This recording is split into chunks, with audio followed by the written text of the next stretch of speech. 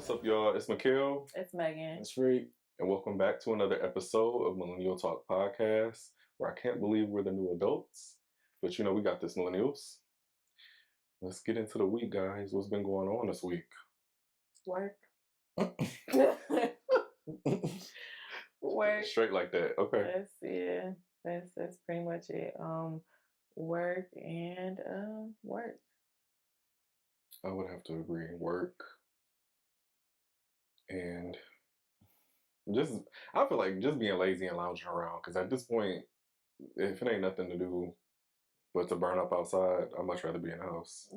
Rest is a privilege that our ancestors did not have. And we should be taking advantage of it. Don't overdo it. Don't be sleeping the whole day away. Oh, hell no. For me, I don't know. I'm thinking about getting a puppy. I want to get a little dog. Don't you have And you got 3 cats? I have 2 cats. Oh. You have a dog, though. Yeah, but So you got 3 animals. I want a big dog. Ooh. Well, yeah, you're going to have their yard. So, yeah, that makes sense. Oh, yeah. Yeah, big dog. Yeah. What kind of dog? I don't know, because we had took a,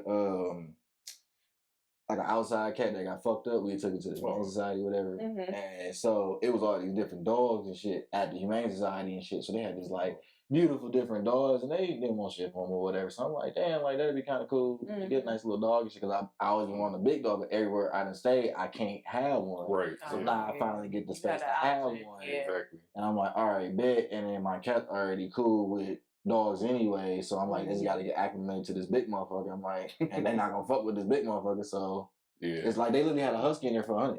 Oh, wow. Yeah, so I'm like, yeah, like I want to go so bad.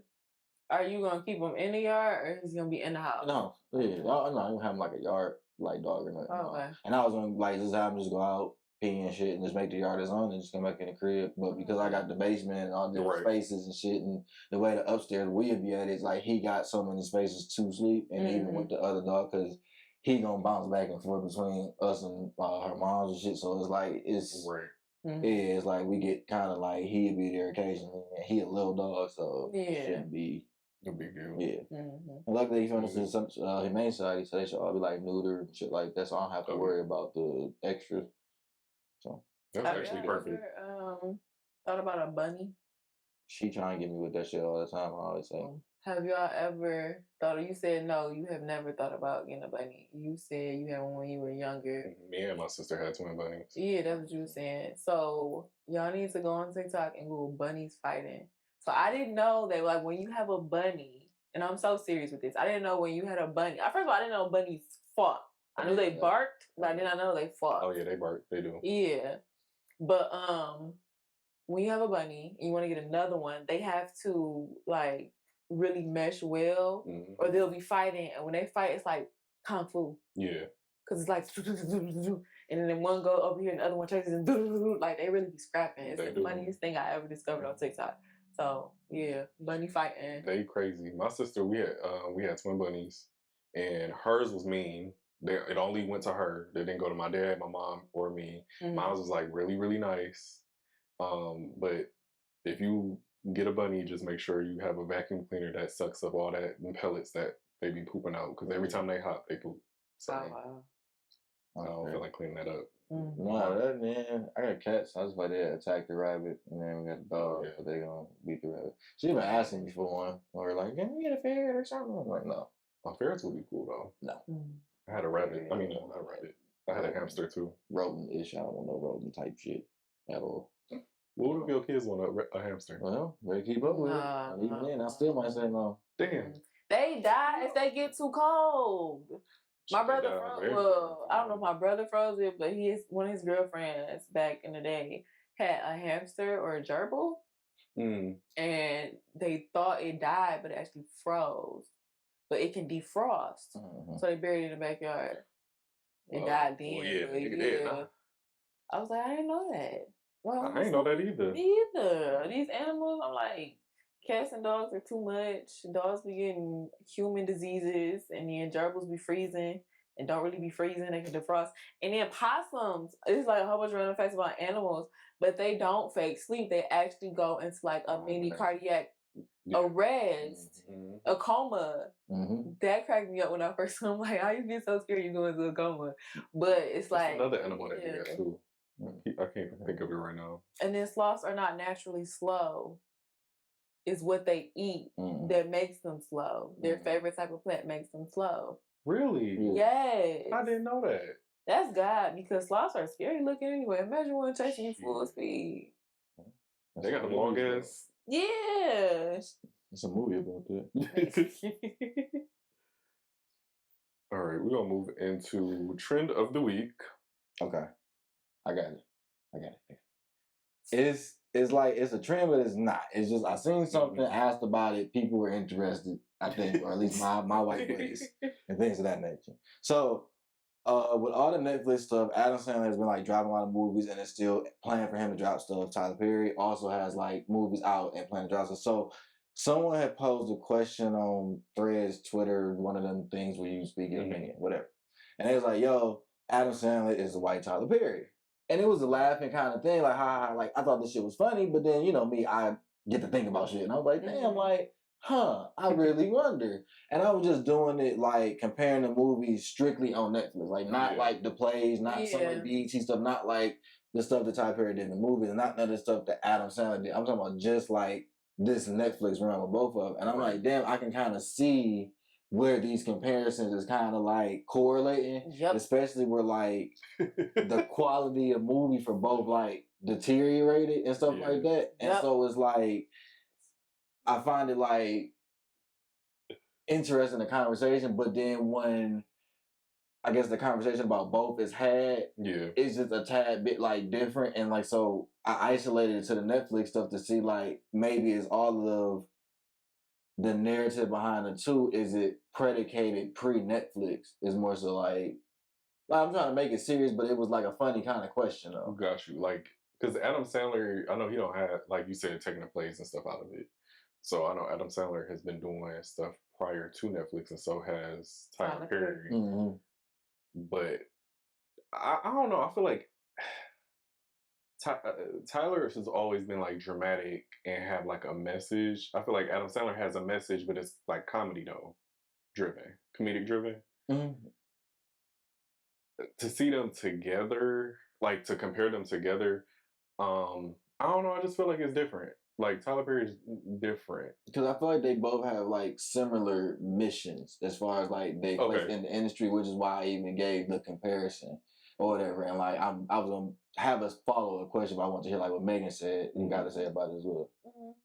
So if we go back a couple episodes, I feel like we were caught on camera as normal arguing about Tyler, what you said about Adam Sandler, Happy Gilmore, and then I'm like, same thing about Tyler Perry. It's in regards to Netflix run.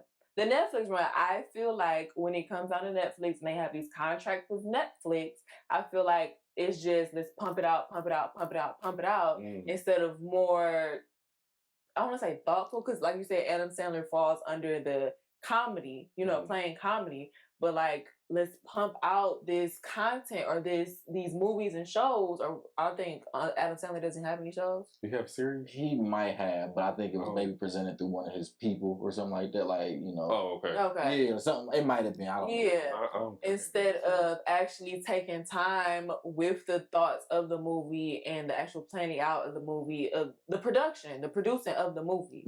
I feel like the producing has gone downhill since Netflix, and I feel like it's the exact same for both. It's not just Tyler Perry, because you was on Tyler Perry's head, and I had to defend my, my fellow Virgo brother. You're Virgo too. Yeah, because I was on Tyler Perry head because the point I think that get overlooked is the why I always jump on Tyler Perry, and it's because of the messaging of the black man to the community. That's always been my point to Tyler Perry, about Tyler Perry, and that my thing is that nothing has changed even with the Netflix. I give it the grace by not even always honing in on that. I'm just judging off of a film as it is. So the reason, even in that conversation, I was going so hard about it was because of the straw and how he was getting the praise for it. And I was like, he put the okie doke on his audience again, where he's like, let me show y'all this trauma story and do this all over again. So I was just attacking the trope of the movie. Like, my thing is, even if you got to rinse and repeat with Netflix, look how quick he can dish out these. That's all I'm kind of pointing out, is like how quick he can plan out this to keep doing this message, and then when it's challenged to him to do else, is like either he falls short or doesn't do it. And that's all. That's my only critique. Is it he falling short, or is it the majority is focusing on one message? Because I feel like with Diary of a Mad Black Woman, it's like everybody focused in on what Charles did to her, and it's like, oh yeah, and then she gets the wonder story. But I don't think people focus in at the point of when she was ignoring the dude. First, Shamar Moore was in there, right? Yeah, that was Shamar Moore. Yeah. Ignoring Shamar Moore first, and he was the better option. She even went back to Charles just to get revenge or do the little karma thing instead of staying with the good man. You know what I'm saying? Because in his plays, he points that out. He tells women, do not be so quick to shun away a good man that's trying. Mm-hmm. You know what I'm saying? So I feel like one message gets overlooked other than the other, more than the other. And I think to critique, like to push back on it, it's like, yeah, I agree. Like Diary of a Mad Black Woman, this one example, I can get at. But then when you follow up with 10 that do the opposite, then it's like, well, I can't give you the pat on the back for the one if you just did 10 that's the complete opposite. But the family reunion is the same thing. One sister's going through it, and then she got away, and that was the whole thing. But everybody honed in on her getting beat. Meanwhile, the other sister, the bus driver, he was trying to do right by her, and she was pushing until one day she just decided to give him a chance, and then boom, they get married. Right. So it's like, but again, like the exact same thing. No, just now we're dealing with sisters. No, I'm not saying, because then it's like the overarching. Because then what I don't like when we had these conversations is that when like black men are saying they point, like this is what's going on in this presentation. It's like, yeah, but, or like, no, like this. It's like, no, we're just saying our piece. It's not to say like Shorty didn't redemption, but it's like, yo, a lot of times in these stories, the dude is just waiting almost for like her to be like, all right, you cool, like you just do. It don't present the story of what the plight of the dude is like. Just wait for this sister to pick you after her heart's been. Wait for this and that. Okay, it's women centered. Yeah, and then it's like you already knew, even with the Shamar Moore example, you knew he was the hero from the time they point the nigga on camera. We just waiting for him to just come, like all this to wrap around. So it's like never this in between. And Charles is always looked at as the downfall. So we just watch the downtrodden of him. I'm not saying nothing bad should happen, nothing like that. But when we see it in our day-to-day reality, Charles actually bounced back after a while. You know what I'm saying? It might have sucked for him for the next 2 years, but he bounced back. We don't get that part. It's just like, you fucked up, it's going to spiral down for you. If you this dude that is this good, you got to wait till you ultimately get picked. It's not that you can even be this guy that can stand up on your own too. He has that thing a lot oftentimes. And then when it is a dude who ain't downtrodden, ain't this, he a silly ass nigga who can't do this, who set himself on fire or some bullshit like that, and then we give him. Talking about us. I'm talking about dog. I ain't gonna diss him. I like dog, but it's like then we give him these small redemption or deep conversations. It's like, oh well, look, this is the example of a black man. It's like, nah, nigga, because 95% of the time he busting his ass, mismatched colors, this and this. So it's like, can we not do that presentation? Marriage counselor. You know what I'm saying? What? Marriage counselor. That's a movie. The Marriage Counselor? Oh no, that's the name of the play. Right. Temptation. Oh, with Junie Smollett? Yeah, Schmoulier. No, that was with Dave Chappelle. Jesus. Journey. Sorry, Journey. Yeah, but yeah, with that one, she cheated on him for the rugged guy, whatever, because she thought she had a boring life, but he came out on top and he actually saved her and still moved on with his life. Right. That's the one she got AIDS. Yeah. Right. And but that's the thing, like so, like, listen to what you just said. This nigga over here, good guy, this and that, he still got to get picked. Then she go cheat, get AIDS, and I'm going to still show the nigga going to save her. Like, that's what I mean. Like, the messaging that's getting sent is like, so let me get this straight. I feel let me get this straight. The nigga go do what she just did. He get his ass beat or knee broke or get pushed in the tub or under all this other shit. She go do the exact same shit years later, because that movie is years later from that one. Gets AIDS, all this shit, and the nigga take her back anyway. He didn't take her back. Well, I'm saying she is presented in this manner. I think that's the one she finally got strung out and the dude fucked her over or whatever, right? Yeah. Right, what I'm saying is they presented this dude coming in and crying about this and having to go through this aspect when if you in the real world, man, fuck that bitch. I'm not, what is you talking about? But that was his wife, though. That's the thing. And it's like, but exactly, you making it seem we the only ones that's valuing this at the same time, but then making us the sobby ass instead of wrapping the story a different way. If, so you just if that's the message, realistic. yeah, like my thing, if that's the messaging that you're trying to communicate, or like at the end when it's time to defend Tyler, then it's this let's reach and grab and like, oh, he said it in this manner. It's like when I looked at the screen, I didn't get that until I just talked to you. You know what I'm saying? Yeah. He's never said that in an interview one time. None of the people in the movie was like, oh yeah, by the way, my character was really supposed to be no. It's like what we seen is what we really get with that shit, and that's why I be kind of irritated with some of the shit that he present, because it's like, no, like this is literally what the fuck you get. Like it's not this deeper meaning type of thing that people try and grab from it. Maybe you take it from it when we get to looking at the examples from a dude or a man. For me, it's like, wouldn't no nigga do no shit like that? You know what I'm saying? And it's like, that's just I would say comparing that to like Adam Sandler. That was like to get back to the. Yeah, I was about to say to wrap it back. Because when the movies that I've seen at Adam Sandler, what we strictly talking about Netflix, I didn't get a chance to see Happy Gilmore too. But based off of like, because we did kind of reference Tyler's older works, I always liked Adam Sandler, and I feel like his messages came out just in a comedic way. It was never like the dramatics. It had, I mean, a little bit, but it's more comedic.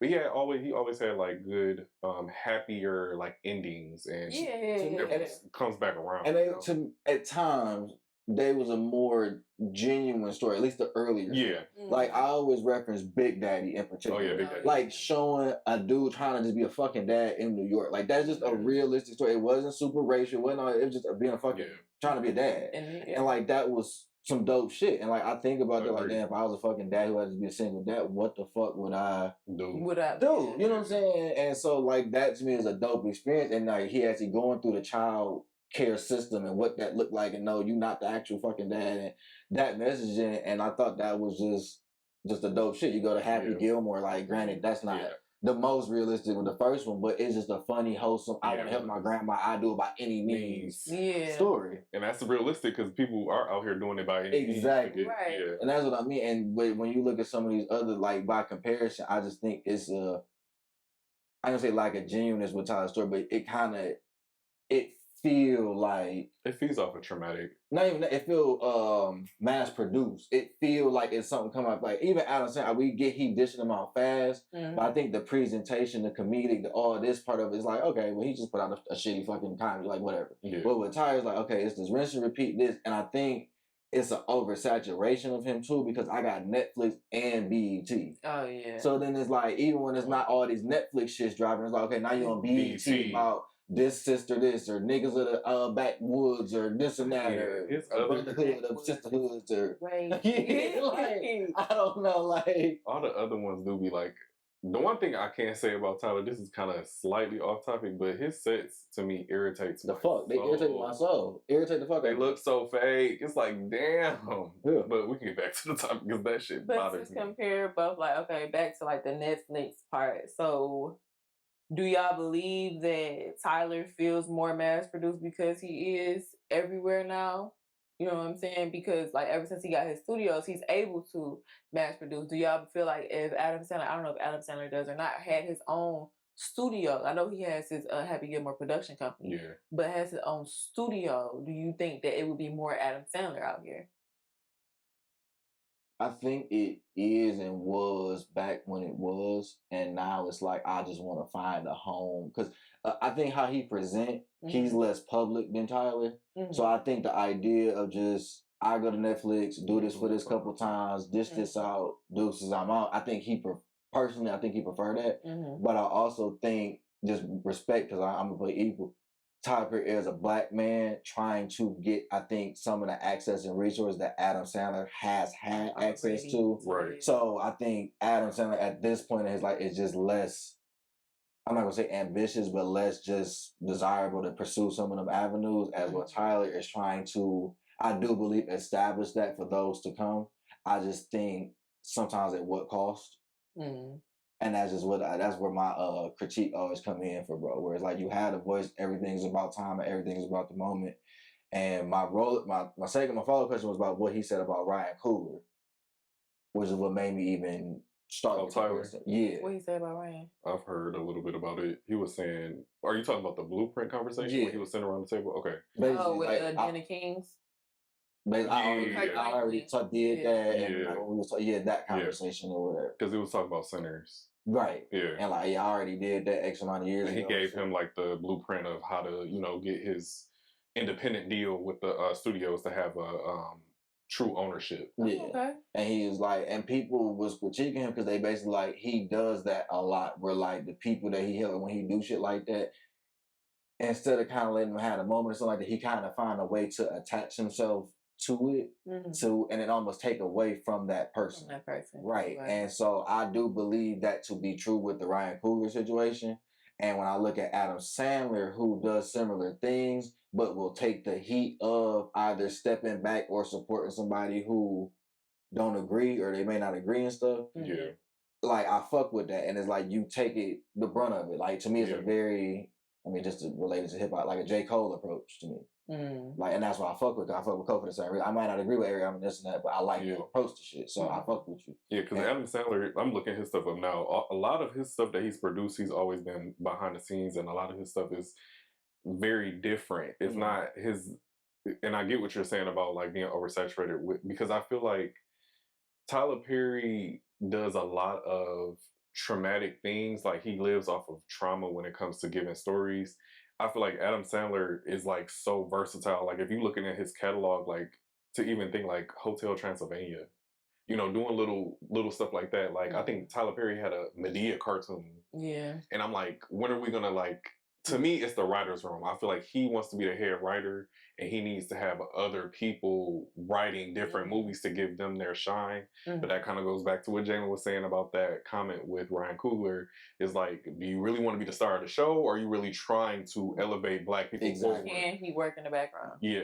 Okay. Exactly. And that to me is the issue that I see with a lot of his stuff. And because he tried to use I'm going to copy and paste the people that went with the plays with me or my similar actors, I think they get typecasted and there's an expectation to it. I can't put Brown anywhere else but being Brown, no matter what the fuck I call the movie. I call it Mr. Brown's Crystal Skull Adventure, and like, he has to be silly as hell the whole way. Like, it has to be. You know what I'm saying? With that irritating ass voice. Yeah, there's no way around it. I can't make him serious. Like, so it's just fuck. But I'm not trying to diss type. I'm not gonna sit here and diss like a Black man in that fashion. I just think that there do need. It's a nice conversation to have. But some of the other things I pointed out with him, I think do need to be addressed and not so much swept under the rug. Because I think a lot of times his shit gets swept under the rug because he helped so many Black people. And like, that's what get called out, where like, he'd do to me fucked up shit or certain shit, but it's like, well, I'm the only nigga hiring Sinbad, so y'all can't really say too much to me. Exactly. And like, that's kind of some sucker shit for real. Like, I don't really like that shit. Like, you can't, because I helped you niggas, y'all can't say shit to what I do. It's like, that sound kind of familiar, my nigga. Like, I ain't gonna hold you. I mean, the top people in power, that's like Oprah. It's the same thing people say about Oprah, but we ain't gonna go too deep into that. But yeah, that time. But yeah, let us know in the comments, like, how do y'all feel about Tyler Perry's, like, just overall in general, like his character, his movies. What do you think, like, his message is really given, and compared to Adam Sandler? Yeah, Adam Sandler too. Yeah, I just think it's their approach. Yeah, it's their approach. Definitely. It's different type of approach. Like I said, he has his own production company too. But like what you said, it's more versatile in his movies and everything like that. It still has that comedic touch to everything, but it's more versatile. Whereas, like we said, Tyler Perry, he does draw from trauma. He does draw from like the Black experience. Yeah. Where I feel like as a writer, it could, at this point where he is at, he doesn't even have to touch it because his catalog is so much. So I agree with that. Yeah. But yeah, Tyler Perry, my guy. I just want to touch on one last because she said it like, I don't, because he said he writes about the Black experience. I don't think he writes about the Black experience. He writes about a Black experience. His Black experience. Let me take that back. I don't think he is. Yeah, because Medea is based off of his grandma or great grandma or something like that. It's based off of the women. He says it multiple times. No, women. I'm gonna tell you the truth. Okay, well, something came out recently. He went to I have to say allegedly, but it's allegedly, but basically back in the day in Atlanta, he used to go to this club and there used to be a drag show that would go on, and he got his material from that drag star, and he would go constantly, and that's how Medea got formed. Yeah. So it's coming out now because a lot of like people are diving into how Tyler Perry is based off of that whole what is it, scandal that he's in with that guy. Yeah. So Christian Keys? Yeah. And on top of the fact, to me, even before I even knew that, I knew it was alleged that wasn't about his grandma. But for me, even to say all these stories about Medea is about his grandma and across her life, it's just a house. It's just a house. The character Medea. I get that's what what he has said in prior before. I guess the stuff has come out that the character is based off his grandma, but it's also what he has seen. He said that like this is what I've seen growing up, where I've grown up. And you know, and I think that's not to negate. It could be certain pieces that he is incorporating into the Medea character that is from his family, but and that's what I don't like. Cause I just want to split it because like people always rather he telling our like the blackest man, he telling our story. No, he's not. He's telling a story, a very specific story with a lot of extremes in it. That when you present it so many times to say the black story, people that view it, which I admit is a lot of black people, they normalize and think that shit is the day to day, and that's what go on. And when he presented as my grandma said, my auntie said, this is what I seen. Then it's this also anecdotal support of well, Tyler Perry saying that he did it and this is his life, so that must also mean that it's real. It's like, bro, no, like if you was even in our neighborhood and some nigga was really hanging his kids out the window or some dude was really beating the hell out of his wife or something like. Niggas not finna just let it rock, you know what I'm saying? The color, not color. That's from an actual play. He ain't right there. Well, I'm just saying, like, he presented this for this thing, and it's like, even if I took that one off, it's like, a nigga just sitting there just beating the hell out of his wife, and it's like, the neighbor's just cool, we just, like, it's just certain shit that you present and to make it like, it's the norm that's not, and like, it's black boys, black girls that grew up watching this shit that's now thinking that this is the norm. Like, we seeing the fear of each other in our community, and it's like we still supporting these type of movies that kind of perpetuate cycles and shit. And like that's what pisses me off about anything that just gets stamped black real quick to cater to us without kind of respectfully speaking to us. Like y'all don't ask us about this shit. Y'all just want to speak and like, y'all niggas happy, and then we go, damn, they got us again, man. Like they said niggas was gonna be in the movie. We went to go make sure, and they got us. Like they don't care. They got their money already. Yeah, just to wrap that up about that shit, man. I feel like it is true. I feel like they do need to, and that's why I always say it needs to be more writers in the writing room because they can point out what is flawed. They can point out what's not going to correlate to this, the community well. Yeah. And I feel like I said, he's the head writer, so he's going to approve, deny. I feel like he knows the business, and this is what they want to see. And I feel like that's what happens sometimes. But we're gonna move into the first topic. Still on black, but what what do you consider black love and what defines it? I think the first thing that comes to mind is that whole movement of being pro-black. So that's kind of like the first thing. I don't know why, but it just came to my mind. I'm not saying that in order to define black love you have to be pro-black, but I feel like it's just more so. I don't know why that came to my mind initially, but I don't know. I think black love starts with black people, obviously, but like black pride. Yeah, because that's what I'm thinking. To my mind is black pride, like being with someone who not only knows who they are, where they come from, but it's a deeper question than what it seems like. Being with somebody who knows who they are, where they come from, like their history and everything like that, and then loving you for that same reason is what I think about when I think about black love. Is black pride. You know what I'm saying? How you feel just being around your people and being around people of the culture, but you get your one person and y'all get to live and bask in that daily. And it's not a monolith. Like black love doesn't, because speaking from what we just talked about with Tyler Perry, it doesn't mean struggle love, but it can mean struggle love. It can mean we're struggling, but I'm with you no matter what.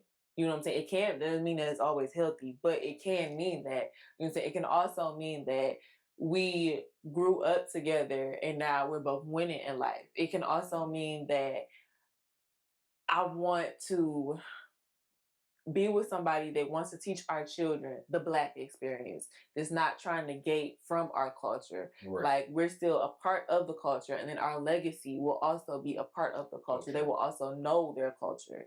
You know what I'm saying? So I feel like that is what I think about when I think about what Black love is. Yeah, Black Pride, that was better. Because I was like, pro-Black, I don't know why that came straight to mind. Yeah, but yeah, Black pride. You know what I'm saying? I take pride in being with a African-American, a Black king.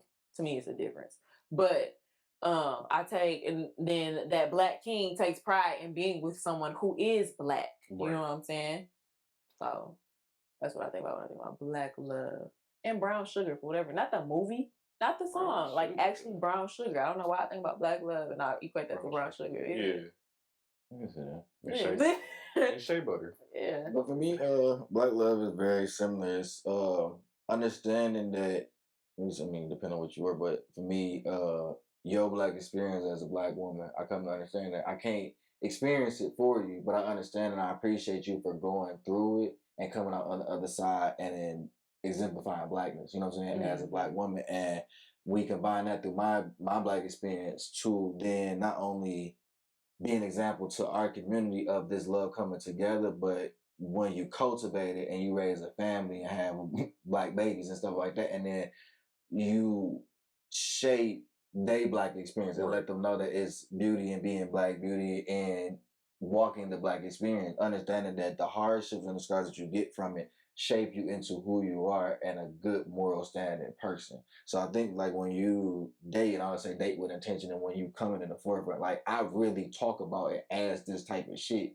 from Judge Street. So it seemed weird, and like I think people, it's hard for them to believe that you can fall in love quick or love at first sight. People always like fucking that shit, and I'm like, that to me is part of the essence of what I'm talking about, where it's like when you really in tune with that type of thing, you can be walking at the little R&B red fat, whatever the hell, and it's like hit the shoulder or whatever. It's like, oh damn, man, what the fuck? Like, you see what I'm saying? It's like people don't believe in that, but I think it's just because you're not in tune and you don't have them, you got the walls up, and that's why I say people got to always self-address and look at themselves for a second when shit is going on. And then a lot of times you realize. Basically, what I'm hearing is Black love is like about resilience. It's about, coming together as a community. To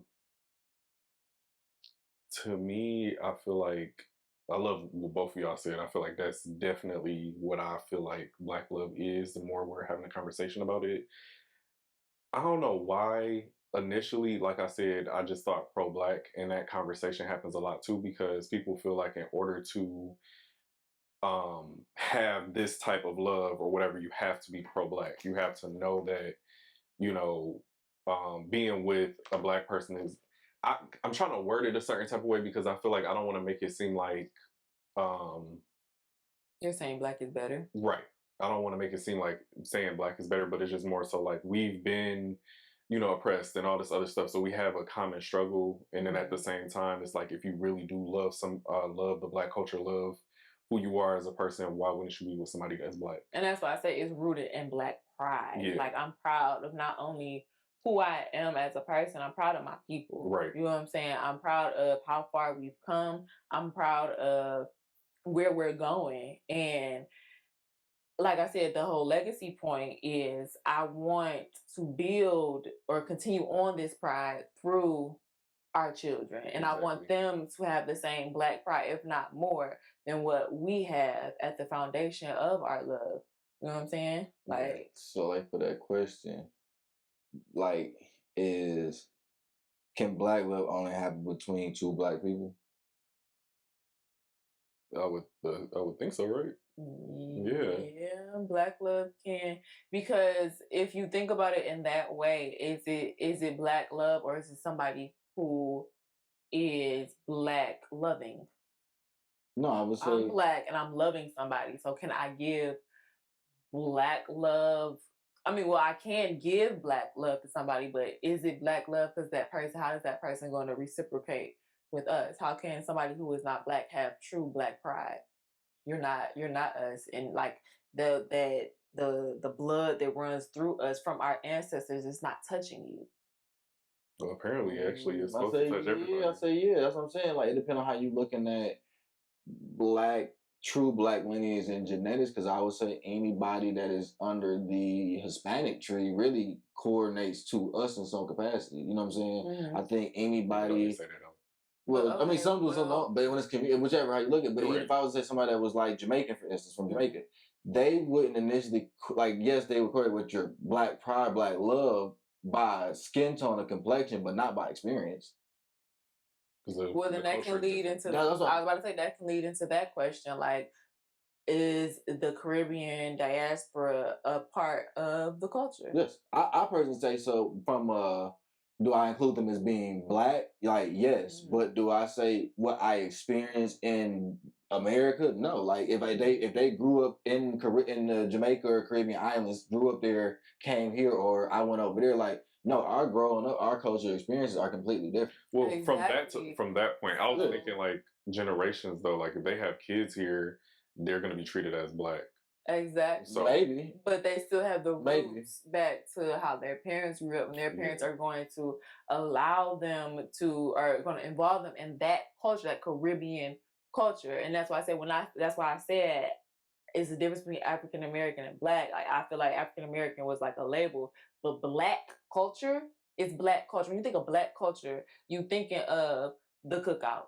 You thinking of the big bamboo earrings. You thinking of gold teeth, gold rings, gold jewelry. You thinking of American black culture. Of American black culture. That's what I'm saying. You know what I'm saying? So that's why I said, do Black Caribbeans fit into that when it comes down to it? I feel like yes, you look black, but once you cross to America, they're gonna treat you as a black person. No, I think what you look like. That's not. That's not. I swear to God, that's not real true. It's about where you at, how you look, and how you grew up. So if that dude, even though he looked black, like just walk up, because by definition you look Cuban. You know what I'm saying? If you moved and said and spoke like Cuban and had that like language, outside the language barrier, you would. Well, I was gonna say, like, my family's from Barbados, like my dad's side. So you know what I'm saying? It's the Caribbean is there. So, like, if you was here and you went to high school, if you just presented and just leaned into that more, we wouldn't, you know what I'm saying, how we something different. And I was using the example because my cousin, his mom is white, but his dad is black. But if you see him, his name is Mason and everything, shout out cousin Mason, he looked completely white and everything. And we talk about that. But my thing back to the point of black love, by definition, he's a black man. By all definitions. But if you see him and how people treat him, they treat him as a white man. As a white man. So then it's like, he understands that and he just accepts that that's what it is. But that's what I was asking the question. I was really asking the question because if I'm a black man or black woman that fall in love with a Cuban or this and that or this and that, is that then black love? Because they might not directly have gone through your experience 100%, but they can still understand, like, hey, yo, I get that this shit happening, or this, you know what I'm saying? And this is who you love. And so, like, and go back to your point that you was originally making, like, in some way, shape, or form, they're still connected to the root that we're all connected to. So they have not necessarily black, but they have African descent connected to them. But that's when I was referencing that the treatment is going to be the same. Like, that's one thing that we can connect on. If we both are in a room, whether I look Cuban or you look black, we're still going to get treated the same. That's at least a ground. I think that's a big misconception. That you're not going to get treated? That's like... No, we're not, in the sense of, like, if you're saying from a racial standpoint, like, who's going to get, like, I'm talking about just that black experience that we all can relate to. I don't think that this Cuban man is going to get that type of treatment. He might, if he Florida here and there, like, whatever might be going on in that local area, but just because he is this, I don't personally think he's going to get the same experience I'm going to get. It's kind of like ambiguous. Like, I guess the only person that comes to mind is, like, y'all know who, I think his name is Alfonso, the actor. Alfonso who? He played Carlton? No. I'm trying to think, what was he in? Y'all remember seeing Jump in the Broom with Patty? He's Cuban. Right. And a lot of people didn't know he was Cuban. They thought he was black. Yeah, he's Cuban. Like, both his parents is from Cuba. No, but he's from New York, ain't he? I think he's from New York. I don't know the... No, I just know he's from New York. I think he's from New York. That's why I'm like, if I regionalize him, you're a regular nigga from New York. Like, but then what I'm saying is, like, I get what you're saying about, like, you know, being treated it, but I never really, I don't know. I feel like they always go based off of skin color. So if you look black, you're going to get treated as black. But see, that's my point. Like, that's my point. What I'm saying, that's what I'm bringing it to, is the fact that, yes, we're different. As an example, we're different cultures, and you may have something that you're bringing different. Then it's not going to be Black culture. But I'm saying the one thing that we can connect on, kind of going to your point about being Black loving and whatever, y'all connect on the treatment. But see, okay, boom, and that's why I'm saying you're focused on the treatment from outside races. I'm focused on the Black culture experience, period. So I'm not just talking about how they treat us. I'm talking about the cookout, how we treat each other, the pride we feel about being like yesterday, or when we went to the Chris Brown concert. So the Chris Brown concert, a whole bunch of Black people in the room. You felt like your people was there. Gotcha. You felt the experience. Yeah. You know what I'm saying? Even when we went, the DJ kept saying, like, it's a whole bunch of Black people in here. Like, you feel Detroit. Being from Michigan and being around people in the city, like, you feel that Detroit pride, that Detroit grit when you in the city. So us as Black people, that feeling, that the knowing how far we have come. Yeah, like playing, you know what I'm saying? Hustling. Thank you. You know what I'm saying? That type of shit. Like, it's like, if you are in a relationship with somebody outside of your race, is that same Black pride rooted on both sides? No, because they're not Black. You know what I'm saying? No, regardless of how you get treated, because that's what I'm saying. You're focusing in on the treatment. Like, yes, there are people, let's just call it Caucasian people, look at us and they see a color that group us together. So that don't mean that he has still had the same cultural experience that I have, because there is Africans that don't even mess with Black people. I agree. You know what I'm saying? And they have different cultural experiences. You go to a Nigerian wedding, they get to throwing money. You like, period. What you doing? You know what I'm saying? They get to doing their cultural dances when the bride walks in and she does her, cultural ceremony or whatever. And then when the groom walks in, he does his, and then the elders bless them. That's not something we see in ours. Yeah. You know what I'm saying? And they have that pride, that African pride, that true African pride straight from the motherland that they both can relate on. Right. So I'm not talking about the treatment from other people. I'm talking about me relating to somebody from my own culture that not even grew up the same way that I grew up, but grew up Black. You know what I'm saying? We can be from two different sides of the track and still have that same pride in being Black. Like, I love being Black. Right. You know what I'm saying? Just like the Caribbeans. That's why I kind of asked, like, okay, the Caribbean diaspora, you know what I'm saying, is that, the same as the Blacks? Yeah, the culture is definitely different. Yeah. So I get that. I don't know, as far as like the loving part, I guess, because I'm going based off of like what you said too about like, can another race, dish that back to you? It's not. Yeah. Yeah, they can't. They can't. No. Ain't nobody, a Black, a person from a different race, trying to be correct. Yeah, I know, that's what I'm saying. It's kind of hard. Can't say what I really want to say, but somebody from a different race cannot love, and people say it on the same time, the same way a Black person can love you. I'm not saying that that's the peak of love. Let's make the conversation. You know what I'm saying? I'm gonna put you up. Yeah. I want to make the conversation a little interesting just on this topic. What do you say to the people that say, I get better love from over here from this race? Like, I get more love from, like, so although we want to support Black love, we see, but like, what about the people that say, I wanted to do that, but the Black love didn't receive me? I wouldn't even be able to answer that, because my question to you would be, but to that person. Right, I was to the person. My question to that person would be, why do you believe they're loving you better?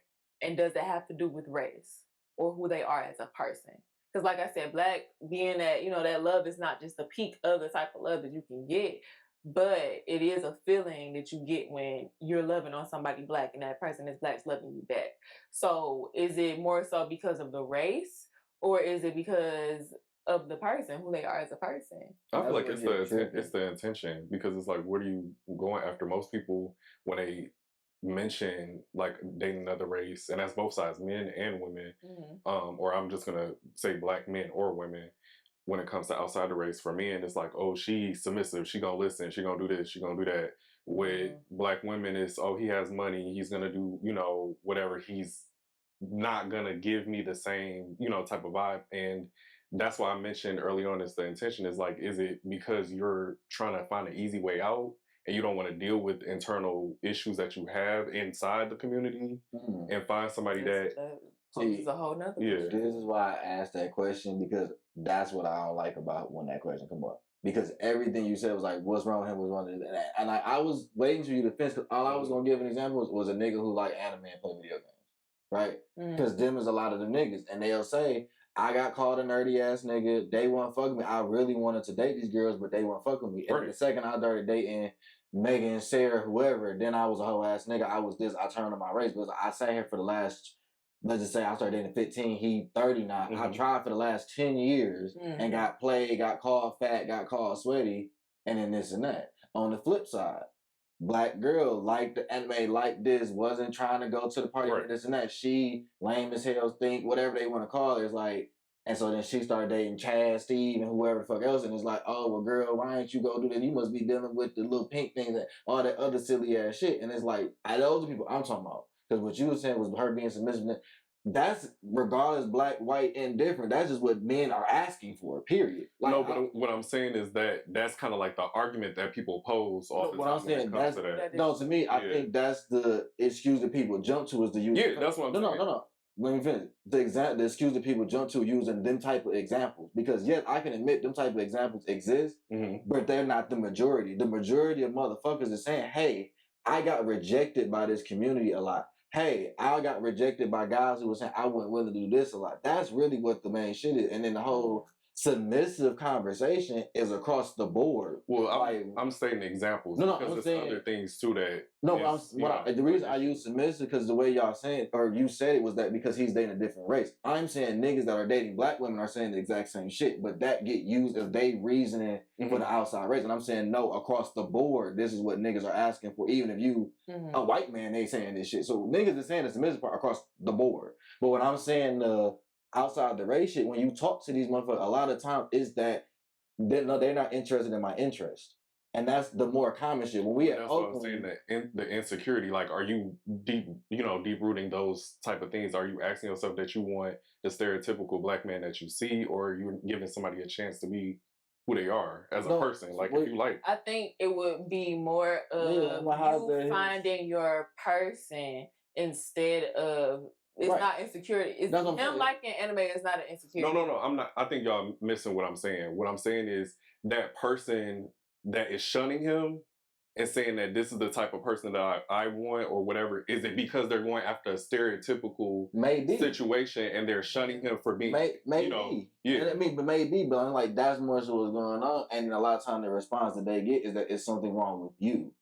And I say that happens all the time. And I'm like, so when it's be this pursuit of black love, that's why I asked this question. I asked because that dude do love being black. Right. He do love, but it's like he had different interests. He got rejected by the community, so then it's like, oh, you got self-hate, and it's like, nah, bro, I just love this shit, and I just want who like me, and she or he, whoever fuck you into, just so happen to be from over here, or just so happen to be this way or this and that. It might be even black people that's with black people, but because they don't know how to act at the cookout, we like, nigga, they ain't really black love. That's like, nigga, that's like Steve Urkel. That's like Steve Urkel, like whatever the fuck you say it is. And it's like, we still find a way to downplay certain shit. That goes back into knowing that being black is not a monolith.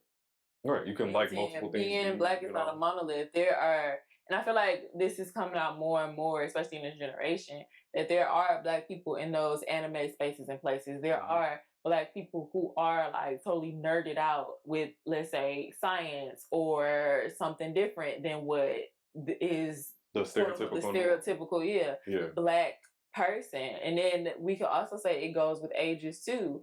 Like, oh yeah, people our age, they listen to rap, they listen to R&B, they do this and they do that. Where is like my boyfriend, he's an old soul. He's truly an old soul. He loves James Brown. That man loves him some James Brown. He's 28 though. You know what I'm saying? So it's like being black is not a monolith. And I feel like going back to your question, it goes into, have you found you're a person and what exactly are you looking for. When it comes to dating within your race, there are more than one stereotype of a black person. Correct. So if you like anime, go find a black girl, because there are black girls. Megan Thee Stallion, she loves anime. Mm-hmm. Like, I'm being real with you. It's people that you wouldn't even think. Michael B. Jordan likes anime. Chris Brown likes anime. Right. But you can also say that they some niggas. Right, and I get that. You know? I'm one in that board, but then I'll just be fighting for them because it's like, yes, but the asterisk that be is that these niggas check off all these other boxes to where that anime shit is like, okay, whatever. And like that be the point. Like, no, this chubby nigga with these glasses, that's his life. When you walk in his room, he got Kirby, all that shit up there. The niggas you just even gave as examples, they gonna fuck with that nigga if he get to picking his finger in his nose. Like, you know what I'm saying? Like, I'm just... Okay, but there are people, still, there are women, it's men and women in that same category. So why are you not attracted to the person that has the same interest as you? Because we playing this internet game. I'm talking about a proximity thing, right? Okay. We talking about for real proximity, like somebody in Southfield, like, yeah, that sound nice, but it's like, it might not be that anime chick there. It might not be this and that. We talking about certain age group. Yes, it might happen for the teenager now, maybe, but for our age group, that shit wasn't happening growing up, and we can attest to that. And that's what I'm saying. That's more so like, let's be real. The nigga that's 28 now, these are the people I'm talking about that's in this dating market that we was all just in. And this is what they going through. These are the responses they get, and we seeing this. So let's not, like, I get it's a couple of these anime girls, but at the same time, we got the chick that's doing anime with a thong in her ass, clapping her cheeks on Twitter too. So like, he not gonna think I qualify this. He also not thinking, okay, if these are the anime girls, then you know what I'm saying? Go to Comic-Con. You talking about proximity? There's places. No, I get that, but then you add these asterisks because Comic-Con ain't cheap. So it's like, I'm saying. If that man got Kirby figures and all the figurines in his room, he got some money to save up. No, I'm not saying because he don't. Because like I'm talking about. No, sell one. No, listen. Those are Funko Pops. Those are $10 at Target. I'm saying he's just into this shit. Like, let's be realistic. I'm talking about the nigga that work at Target right now. Okay. I'm not talking about the computer science guy. Okay, I get that dude because we are getting these images of these people. I'm talking about when you outside for real and we going up the street, like them people are working at Best Buy and at Target. Those is two jobs. He's just trying to find love. That dude deserved that too. And I'm saying these are the barriers that he run into. And we can't just tell him, go to the big festival 3 states away. Get the pay for that and get a room just to find love. Like we gotta have a little bit of a better messaging to that guy than just that hopefully shit turn around and hopefully this. Well, I mean, it's a mixture of faith too. Like, it depends on that. I feel like we're getting into like different ways and it's getting like a little too detailed to a point. I feel like I get what you're saying when it comes to him being more realistic, and he's like a simple guy that just likes, animation. He works for whatever place. But if we're taking out the celebrity aspect, all these other people, and you go to a coffee shop and happen to sit there and see somebody else that has, I don't know, anime bunny ears that you watch or whatever. I mean, he could go up to her. You never know what transpires at that point. No, but the point that I'm pushing back on, that I'm trying to grasp around, is that we're forcing this dude to constantly keep pursuing the black love with the black partner, and then saying that you participating with somebody different is not this form of love, but then also saying that black love is not the highest form of love you can get. So, like, that is a very confusing message for a young man to say, hey, pursue it to a point, but not so much if it's detrimental. You know what I'm saying? Like, that's what I'm... Confusing saying pursue it to a point. It's saying that's just not the highest love you can get. No, I get that. Like, but when I was giving y'all the pushback and I was like this and that, y'all was like, well, you can go find a black girl that's into this anime and this and that. And I'm like, well, is it okay? Is it okay? That's all I was asking. Is it okay for him to not do that and just date this white girl or date this? Yeah, that's all I was trying to get. The question though was, what would we say to the person who says that they can't find anybody? And I would say to keep pursuing it, and that's why I'm like, I can't really tell this nigga that didn't go to Comic-Con and shit. Like, I would tell him. No, my answer was not to keep pursuing it, but did you start pursuing it for other reasons outside of race? Are you pursuing it because, I tried with the black people, It's more of a personal thing than a race thing. No, and are you equating it to being... That was at the beginning. When we fast forward the conversation, when I just asked you, you was like, no, he can find the black girl. And then that's when you said, Meg Thee Stallion, Maegan, all these type of people are in anime. He can go to Comic-Con even. And I was like, that's all continuing to tell him to pursue black love. That's what all I was getting at. And I was like, yo, I was just waiting to see somebody be like, yo, he can just pursue what he wants to, because that weight of having to constantly pursue that and you keep getting rejected, that's a fucked up reality sometimes. And if you keep getting told that, you know what I'm saying? Because that's why I worded it the way I did. I was seeing how you was trying to I was word saying it, he could find a girl, you know, that is interested. Doesn't matter. I didn't say race because I feel like. But I wanted to specifically say it. That was my point, because it kept being gazed as like the black girl still. I was like, no, bro, like pursue whatever to make you happy. And that's why I was even confused, because I gave, when she said black love ain't the peak, and I'm like, well, then we should tell this dude to kind of pursue who like him, because that's always been my philosophy. But see, you saying it's confusing. Black love isn't the peak, but Asian love isn't above black love. I'm not saying it would, but you're saying that it's not peak, meaning that if you pursue something else somewhere else, it might be that peak, right? For you, right? Yeah. So that's what I'm saying. I would tell him, hey, go pursue the girl that like you, but none of us had physically said that. That's what I was getting at. Like, we kept trying to find ways and around it, and then tell him to go still kind of pursue it. And I'm like, that shit is fucking people up on both ends. Even if we took the anime or whoever, whatever you're interested. Yeah, like whatever it is. I'm like, that constant pressure that, but then when we look at the other folks that don't get that constant pressure that and the outcomes and the happier result, that's what I'm like, damn, do we want people to be more happy or to be constantly in that? Pursue what you would, you know, who fucks with you. That's always, I feel like that's a natural thing. Love somebody who loves as long as you, and to go to your point, as long as you're not, well, what I feel like we all say or we all see on social media, as long as you're not bashing where you know, your people. That's it. That was my original point. That's why I said, is it you are finding love outside of the culture and you're saying, oh, it's this great love, da da da da, because of what you experienced? Because when you were saying, oh yeah, the submission and stuff like that, like, did you just deal with bad people that were black?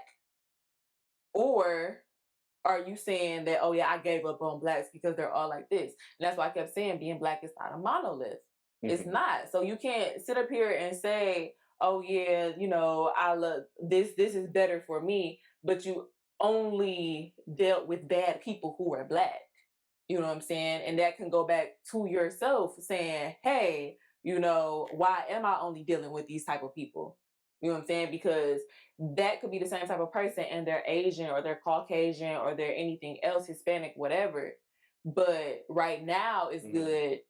Their traits, the same traits everybody else had, could pop out later. So then what happens? And that's why I'm like, I'm answering your question with a question. Like, you said, what would you say to that person? Why did you start dating outside of your race? Was it because of your experience? And then based off your experience, were you dealing with bad people? Right. And I gave the answer that he wasn't accepted. And then that's when it was like, well, what did you do? And then this and that. And y'all started saying him finding them people. I gave the response of he wasn't accepted. And then it was further question of him. And that's why, like, that's fucked up. That's how I got to that's fucked up point. Because I heard your question. But why do you feel like you're not accepted? No, that was my response. I'm just saying that's simply my response that I gave. And yet I got asked another question. I'm like, hey, I like these things. I wasn't accepted. And it's like, well, why? What's wrong with you? And it's like, well, damn. No, like, not what's wrong with you, but like, because you brought up proximity too, Jalen. It's like, let's put it in today's age. Somebody from Target can go online and see, oh, the black anime community. No, I'm not saying that. What I was saying, because you asked me, what about these types of people and the type of black people? I said, that's a proximity thing. Mm-hmm. And then I used Southfield High as the example to say, hey, this is the general type of proximity. I mean, where like, this is the people you can be around. That group wouldn't have accepted that, right? I, again, cannot sit here and say I can copy and paste the behaviors of kids at Southfield High and say that kids in West Bloomfield behave the exact same way. That's just not true. Yeah. You know what I'm saying? So when I tell that kid, hey, those kids over there in that area might like that, that might be what I tell that dude. Hey, bro, you might want to kick it out there in Farmington. And it's not to say he couldn't run into a black girl. Just go out there because you're going to find the anime shit. But what from the messaging that it sounded like was getting sent is what I see our black people go through all the time when we kind of force them or tell them like, hey, keep doing this because of black experience, but also acknowledging that, hey, you might find it somewhere else. So then it kind of becomes this timetable of like, well, how long is he fucking, or they supposed to fucking pursue this idea of black blood jumping around from place to place, this and that, instead of just saying, hey, I'm gonna just be free and like who like me. And that's really not common sense, because for me, I was told the complete opposite by my grandma my whole life. Of course. And that's what I mean. We all are. To follow, so then at what point do you break that? Because it's not just we know that. It's not just that's innate. It's not just we're taught that. Exactly. We're taught to pursue that. So I'm like, at what point? So if I was telling this dude that's going through that at 28 years old after getting told that his whole life, no, go out here and figure out who like you and whatever that may look like, bro. You know what I'm saying? And that's what I would really tell that person. That's what I mean. Yeah, I mean, to bring up that point, once you brought that up, that is true. We were always told to just follow, you know. Yeah, so it wasn't like we just knew to pursue who liked us. You hear people every day like, as an adult, I learned to just like who liked me. I learned that lesson. Y'all see me at hella hoes all the time. I didn't know that until forever. Hella hoes is crazy. So it's like, that's what I mean. Like, you don't learn that lesson. And some people don't never get that confidence glow, whatever the fuck we talking. Some people wasn't forced to go to college, even if they didn't get the degree. Some people had to deal with their reality and shit, and people get complacent in that. He get cool with just having his apartment, Best Buy, Target, this and that. I go home, play the game, rinse and repeat. So like, yeah, I can get on the internet and look up and see that this is what they doing. Right. But do you have everything to really participate, engage? Are you confident enough to? I get all that. So that's why I'm like, I would just tell him to go find whatever worked for him. But see, that question you just said, that goes back to him. And that's why I keep giving a question with a question, because it's deeper than just race. When you go out and it's so far to say, yeah, I'm going to date outside of my race, and then you give such a sheep basic level reason. I think you hear something different. That's what I'm saying, because you said that.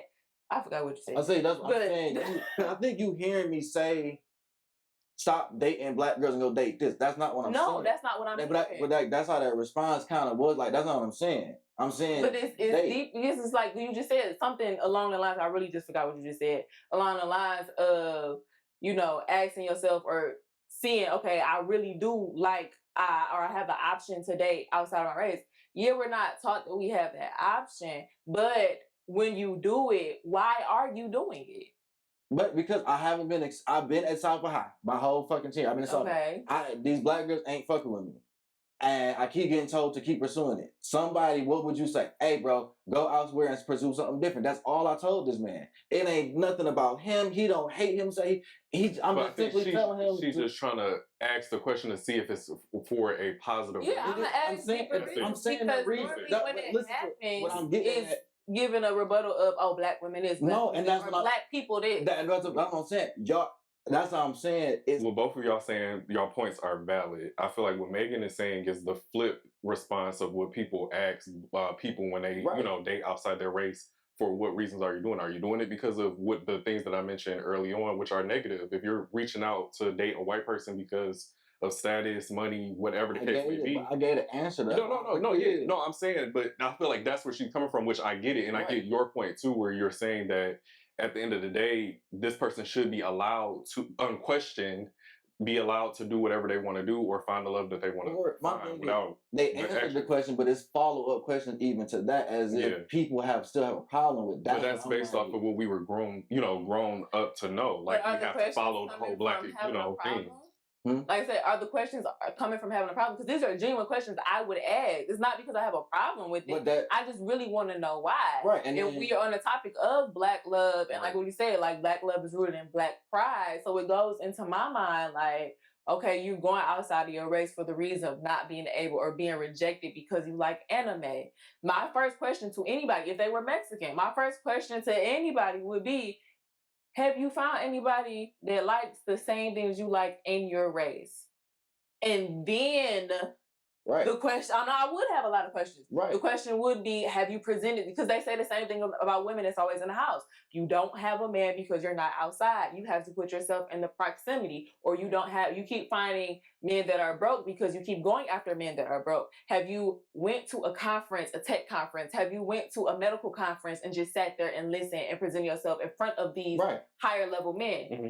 For the anime guy, have you presented yourself in front of black anime loving sisters? And that's why is that a wrong question? No, because my thing is what I keep trying to point out. Like, this is all I'm trying to point out with this situation. Mm-hmm. I have listened to grandma, right? Mm-hmm. Let's say I listen to grandma. Right. I started dating at 15, right? Mm-hmm. I'm 28. Mm-hmm. I've been single. Let's say I stopped dating 25, 3 years, right? I've done this 10 years of my life of trying to find this black love.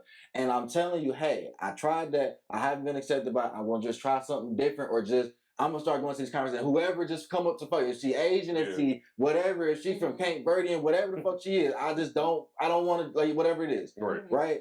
But then it's like, I get asked, well, how come this and how come, and it's like, that's me. Even if I gave the response, that's why, right? It's the follow-up where it's like, damn, I'm basically not so much getting persuaded, but asked, like, why am I still not on this journey of pursuance? And I'm like, yo, I've already dedicated this amount of time in my life to exclusively this. I've exclusively done this for 10 years. And it's like, that still don't be enough. And like, I'm not saying it just for men. I'm saying it for both ends. Like, I get just it. go be free. But from this dude, it's like, it seemed like when I even asked that question, like the nigga came up and told me that, I wouldn't be like, oh dog, like, you know, why this? I'm like, oh, how's that going for you? Like, I wouldn't try and do that. I would accept that this dude has made that decision based on whatever fucking they've been through. You know what I'm saying? It's like in life. Because I know if I made that same decision that came to y'all wouldn't be like, well, damn, Jalen, like, why you, like, y'all seen me interact this and that with black women my whole life. So if I came to that conclusion and Maegan asked me, I'd be like, yeah, at this point,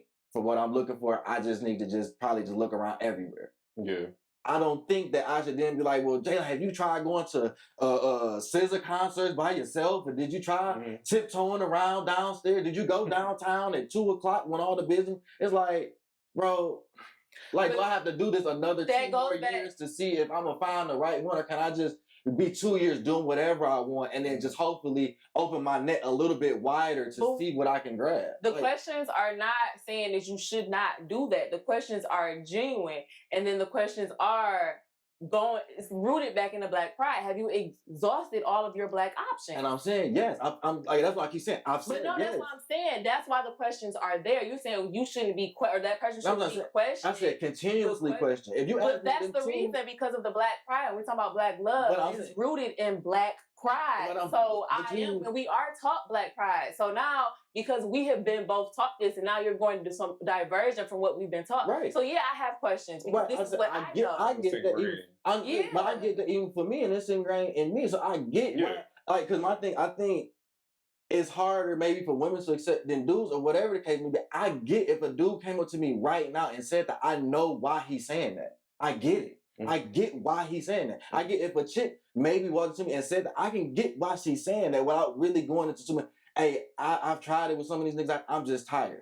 I can get where she coming from. And she can really point out certain shit to me.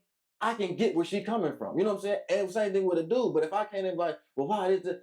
It's like it come across fucked up in a way. You know what I'm saying? Where it's like, I want you to keep kind of going through this experience. And the same thing if I ask her. I just don't. I think I get what, like, where you're coming from. You're taking it though. But I understand. keep going. No, it's literally just. But you ask him. But if you ask him, have you done this? Have you done this? And if I said no, then you're gonna be like, well, you should probably go. So you basically you're like setting the expectation for me to go try these. If I told you no, I didn't go to this, I didn't go to Comic-Con, you're gonna tell me to go. I'm gonna say, so what is making you go outside of your race if you did not exhaust all your options? Right. So but everything I'm saying is, if I said I didn't do that, you're gonna suggest to, you know, and do this thing for me. I think for me, because it's making you then make me pursue this. I've already done this journey, and you're telling me to keep going in it. I'm saying I'm saying going to Comic-Con, cool. Let me pursue whatever. It's this. You need to still pursue her or black love, like go for the black women. And I'm saying this nigga has already done this, and it's saying extend that some more. And it's like, to me, that's not I really. Guess I took both of y'all points and I kind of like figured out, or I don't know if I read it between the lines or whatever. I just feel like when she posed her question, it made me instantly think, what is the intention behind it? It's nothing more than just questioning the intention. Is it a positive or a good? If it's good, go ahead, do your thing. If it's negative, then you do need to look within yourself to figure that out. No, I'm saying, I get what you're saying. I'm just thinking like, y'all kind of like are going back and forth. Good, it's like you're saying, oh, I shouldn't be questioning any further. If I truly don't understand, then why can't I ask? No, I'm not saying that. I'm saying he gave you that response. And even when I just gave the example, hey, if he didn't say he didn't go to Comic-Con, you would then further and suggest that he go. And I'm saying that was my whole predicate. You're telling him to keep going on in that pursuance, and he's been doing this since he was 15.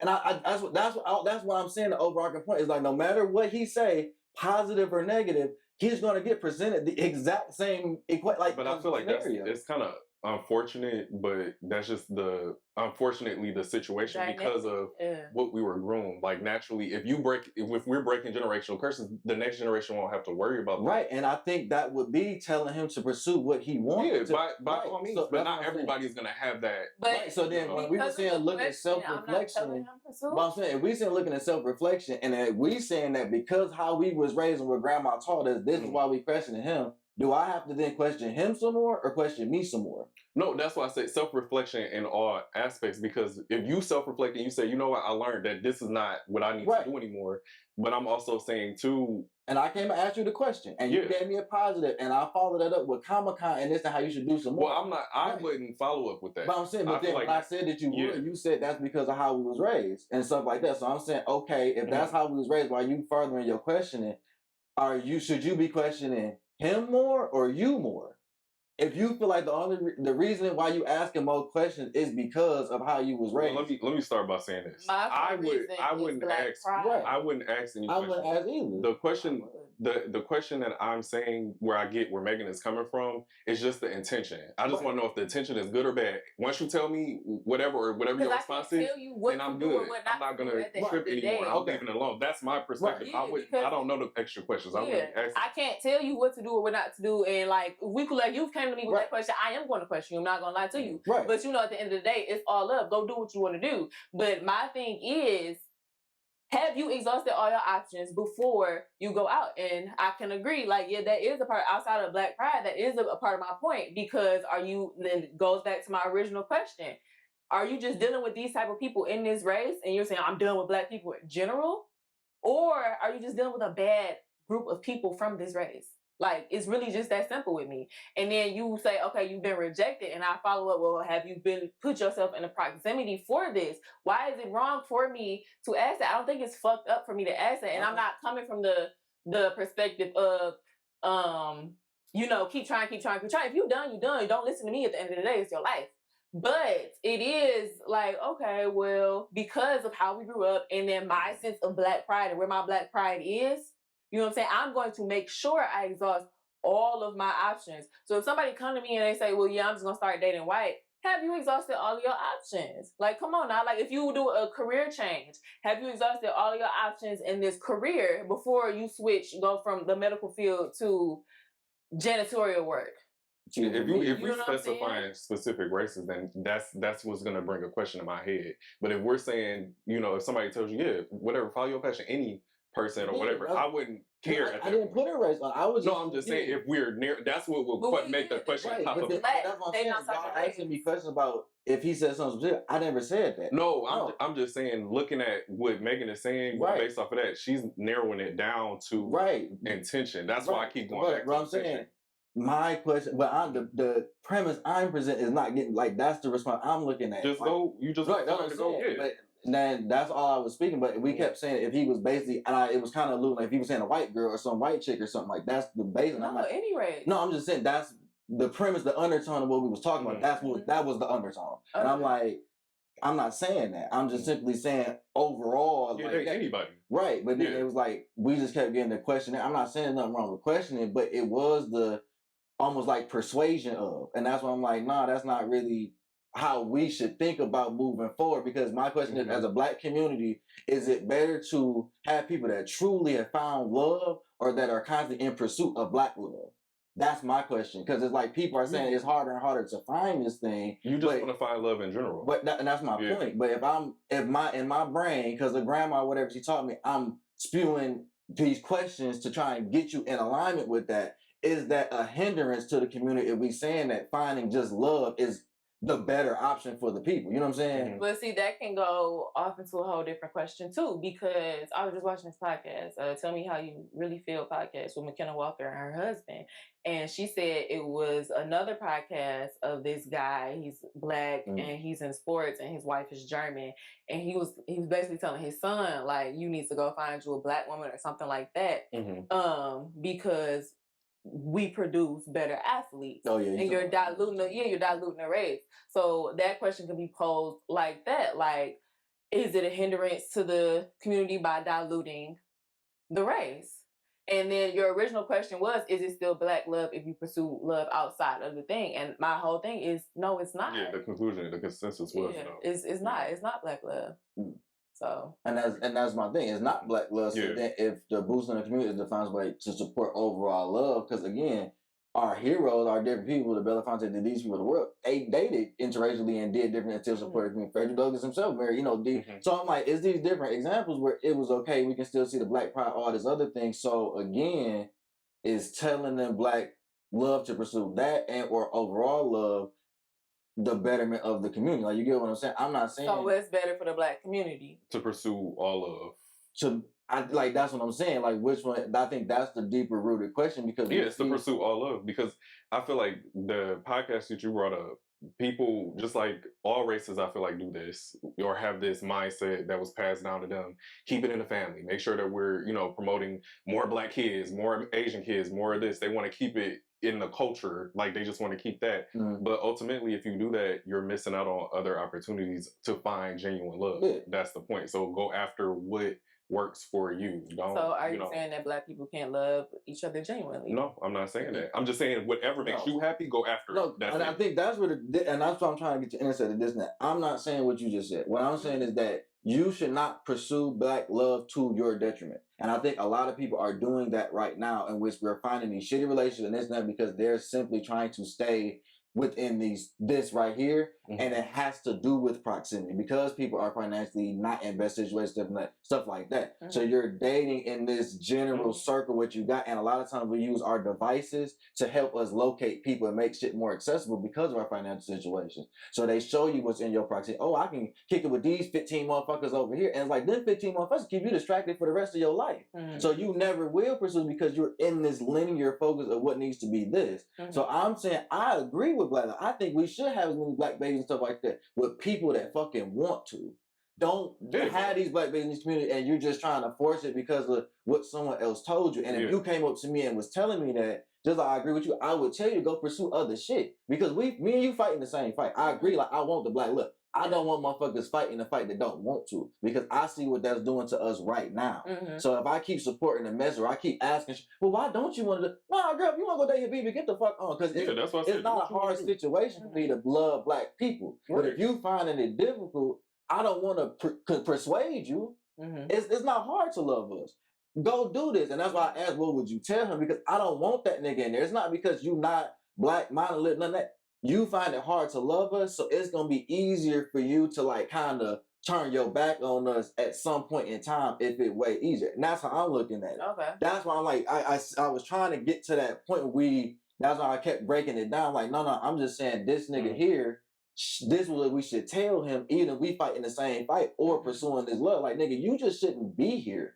You should go over there. Same thing with, what's my man from Love Island shit, was with the Jeremiah nigga. Oh, Jeremiah. Yeah, but if you love her, the nigga, go for it. Don't come and try and force it over here, bro. And I'ma still fuck with all that shit, but go over there. If you and he looked like a nigga that had that struggle with that at times. And there's nothing wrong with that, but yeah. But you definitely can, find. It's just like you said, if you having a hard time, then just go after what you want. There's nothing, I'm not, and again, to go back to what you were asking me, like, so no, don't pursue. I feel like you should, but if that's not what you want to do, then leave it alone. Don't do it to your detriment. Don't do it to your detriment. Yeah. Don't do it to your detriment. But see, like I said, is what you not wanting to do that is different from somebody who just out the blue is like, you know what, I'm giving up. I didn't use the word give up. I think that's how it might have been took. No, that's how it might have been took.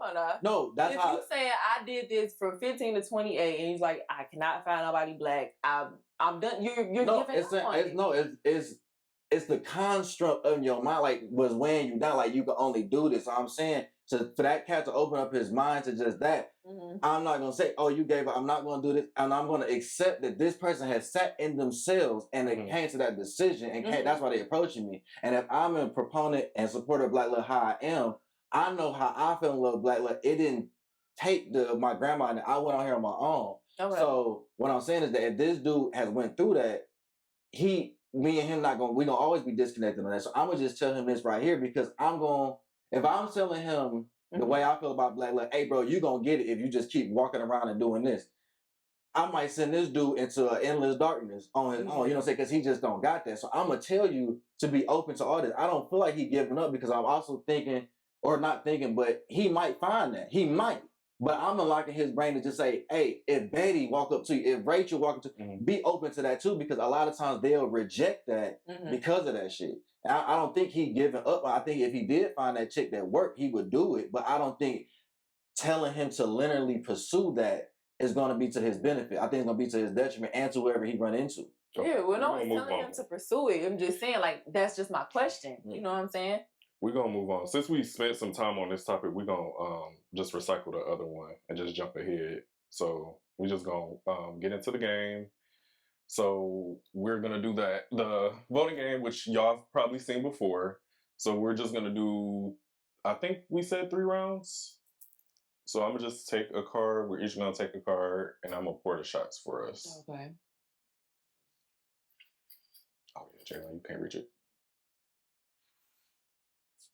Gosh, I ain't got my card. Okay, let's work.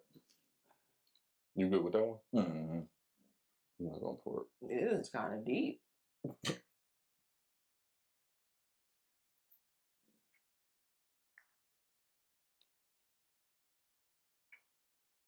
All right. So, which way we start? We're going to start with you, Jalen.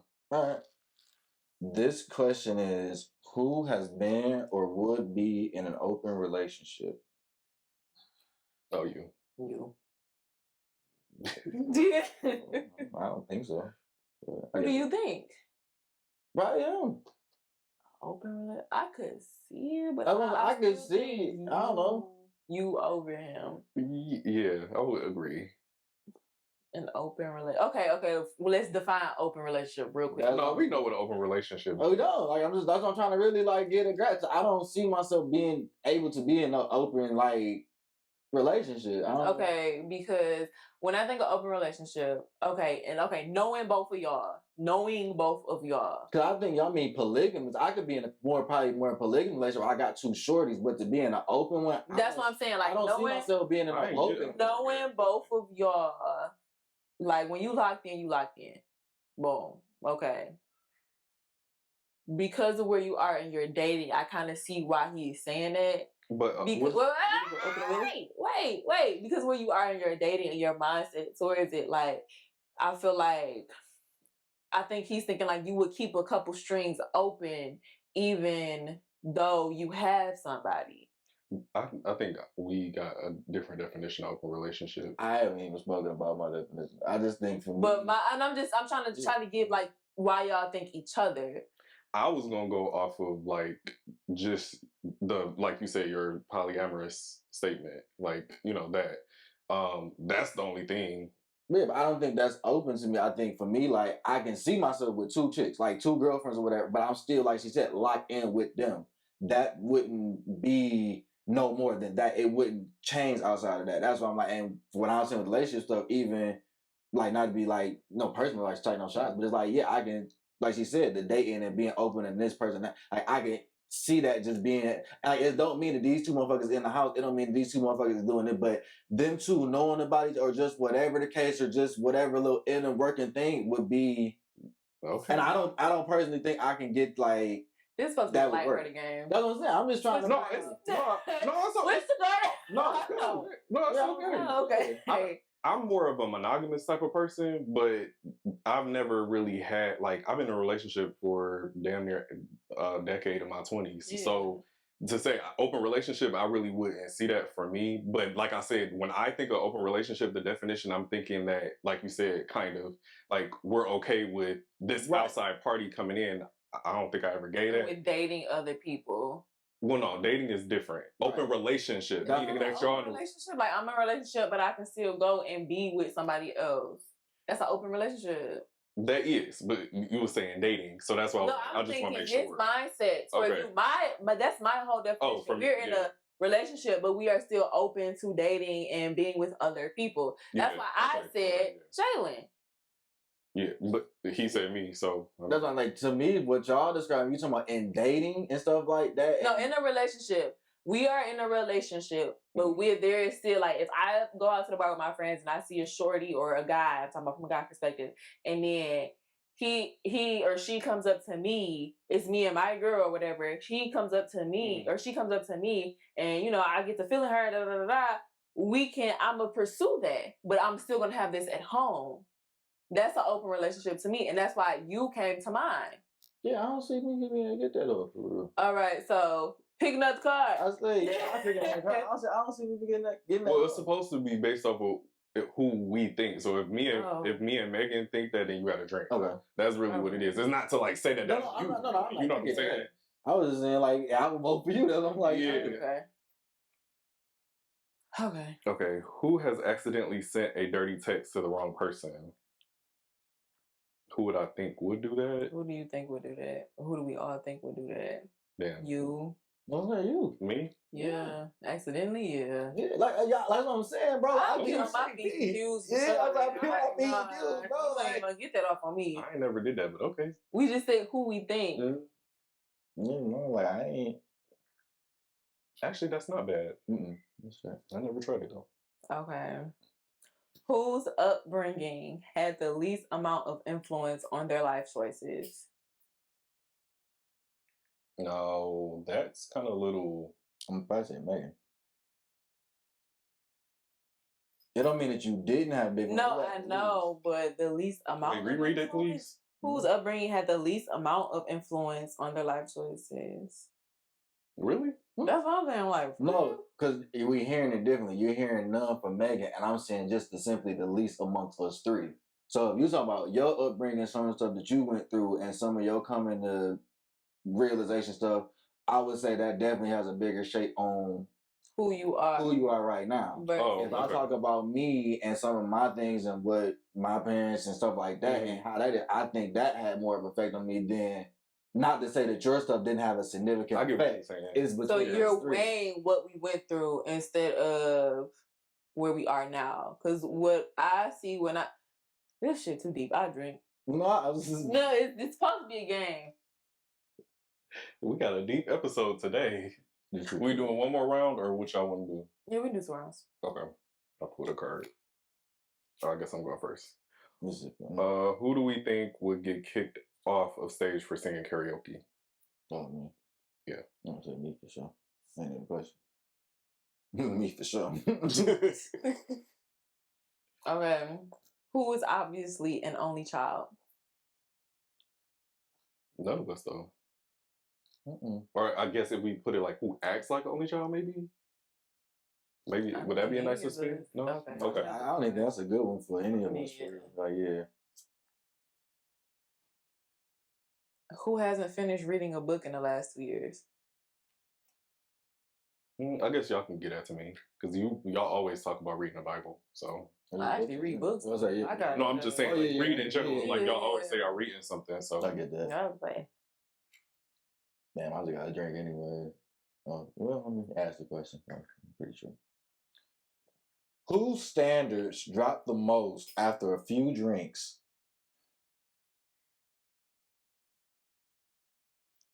Well, buddy, what you want to do? We can take a shot together if you want to. Like, I don't think mine. I was just gonna take the shot because I didn't want to overfill your thing. Drew, Maegan, you got any fucked up nights after a few drinks? No. I'll still be intact. I'll be ready to go to sleep after a couple of drinks. I got a couple fat bitches on my belt. Fuck. But I'll take the shot with you. I ain't want the shot to overflow. Fuck. Cheers. Cheers. Did you know what he said? This episode is interesting. Yeah. Thank you for rocking with us for this long, y'all. We appreciate y'all. So now we're gonna move into Get Hip. Any product, services, anything that you want to get somebody hip to? Sunscreen. Sunscreen. Yeah, no, seriously though. Oh yeah, definitely. Since we on black people, y'all don't think we need sunscreen because the amount of melanin that you have, but melanin only protects up to a certain percent. So I love the Black Girl sunscreen, pro black obviously, but I've been getting into like sunscreen oils. Oh, okay. You know what I'm saying? It's not that heavy. Of course, it's not mineral, and they say mineral is the best choice, but mineral leaves you with that white cast. So like the Hawaiian one. I was thinking like you're gonna turn it to a whole fried chicken. Being in the sun. But it's like it's lightweight oils you can spray on. It's the Hawaiian brand. I can't think of it. I think it's with the brown bottle. That one. They have a lightweight oil, and then a Kapari has a good one. I believe that's SPF 50, and it goes on. It's a little thicker because the other one is lightweight, but it's a little thicker. But it leaves your skin with a good glow, and it's not greasy. Gotcha. Yeah, because I know what you mean, like that. Yeah, it's black. Yeah. Mm-hmm. That's what. So for us, melanated people, if y'all don't want to go with the actual sunblock lotion, they are oils now. I just wanted to put people hip to that. Okay. Mine is actually gonna be another artist. So, his name is Jamal. Well, this song is with Jamal and Mike Teasy featuring B, which is with a number 3 instead of an E, Saga, and it's called Heat Remix, and it's a gospel rap song. Okay. So it's really good. I'm really kind of getting to like my alternative gospel. Is this on Apple Music or Spotify? Oh, it's on Apple Music. Okay, I'm gonna send you my gospel whatever playlist. Okay. Yep. Well, for me, shit, Lions about to start. I don't give a fuck about nothing else. The boys about to start playing. It's about that time. Super Bowl boys be back. If you tailgate, I'm gonna see you down there. Shit, let's get ready. I'm at the crib. I got my shit situated. I'm trying to get the pool table in there now. So what's up with it? That's it. I ain't got shit else to get y'all hip. Turn your TVs off. Sunday is game time, baby. That's it. That's all I got to tell you. Nothing more, nothing less. Why do y'all like football so much? Why not? I don't understand. Like, I'm just more of a basketball person. Like, I've grown to start liking like the NFL. I've always been like a college football type of person. College football is better than time. Yeah, see, but like, I just wanted to ask, like, what do you like so much about football? I mean, football is. I do like the competitive. I like it from a more technical standpoint, but it's just better right now than basketball. I really wasn't like that. Like, I really was a basketball over football person as far as my watcher, but it's shit ass. Like, basketball just ass right now. Like, and it has been for me personally. The last probably like 10 years. Like, honestly, like, it hasn't been as entertaining as it once was. So, and football has always been consistent, but they've always like tried to get better. Like, whether it be team, entertainment, Super Bowl, like whatever they got going on, they've added to it. And it has happened since like, I believe like Jay-Z got up in there, and you kind of see just different presence, different things going on. And I just like it. And I think the NBA just hasn't made that level of investment yet. Okay. And I also think that from a college football standpoint, with the NIL deals and stuff like that, which are kind of fucking up the game, but is making it a bit more competitive for dudes who want to get to at least the collegiate level. Okay. I think for like the college football stuff, it's the NIL deals, like, and that's what's really kind of fucking it up, and it's making it more competitive, but it kind of like makes it where everybody chasing the bag. So a lot of these dudes, they like, well, fuck, if you're gonna give me this out of college, you're not gonna give me this. So we're seeing like.